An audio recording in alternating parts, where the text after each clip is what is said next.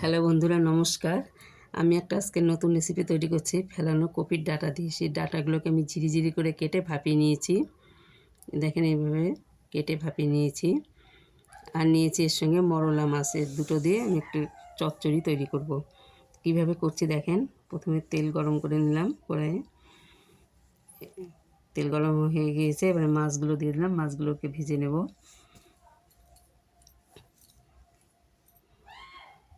আপনারা এইভাবে রেসিপিটা তৈরি করবেন, দেখবেন খেতে খুব ভালো লাগে। গরম ভাতের সঙ্গে খুব ভালো লাগে এই রেসিপিটা খেতে।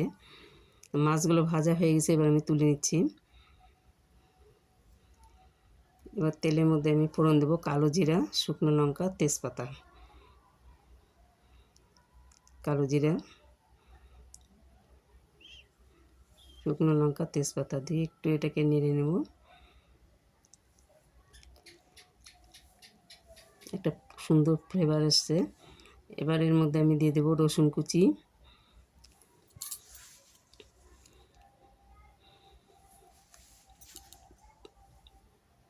পেঁয়াজ কুচি,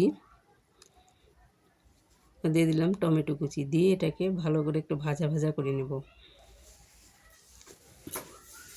আপনারা বাড়িতে এইভাবে রেসিপিটা তৈরি করে খাবেন। গরম ভাতের সঙ্গে এই রেসিপিটা খেতে খুব ভালো লাগে। এবার আমি কপির যে ডাঁটাগুলো ভাপিয়ে রেখেছিলাম সেগুলো দিয়ে দিলাম। দিয়ে এটাকে একটু আবার ভাজা করব।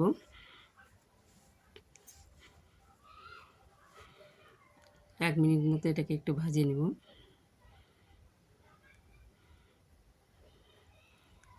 এবার আমি এখন মশলা অ্যাড করব।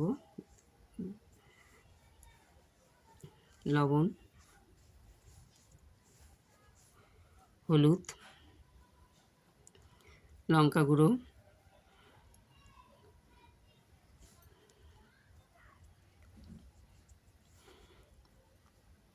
জিরের গুঁড়ো 2 চামচ, ধনের গুঁড়ো 1 চামচ, আর দিয়ে দেব কাশ্মীরি লঙ্কার গুঁড়ো। দিয়ে এটাকে 5 মিনিট মতো কষিয়ে নেব।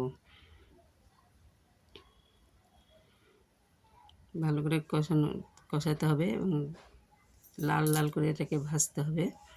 তো 5 মিনিট কষানো হয়ে গিয়েছে। রেসিপিটা ভাজা হয়ে গেছে সুন্দর করে। এবার আমি যে মাছগুলো ভেজে রেখেছিলাম সেই মাছগুলো দিয়ে দেব।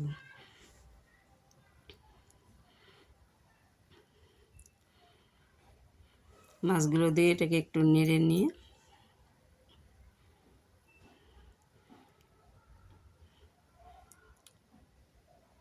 ধনেপাতা কুচি দিয়ে দিলাম।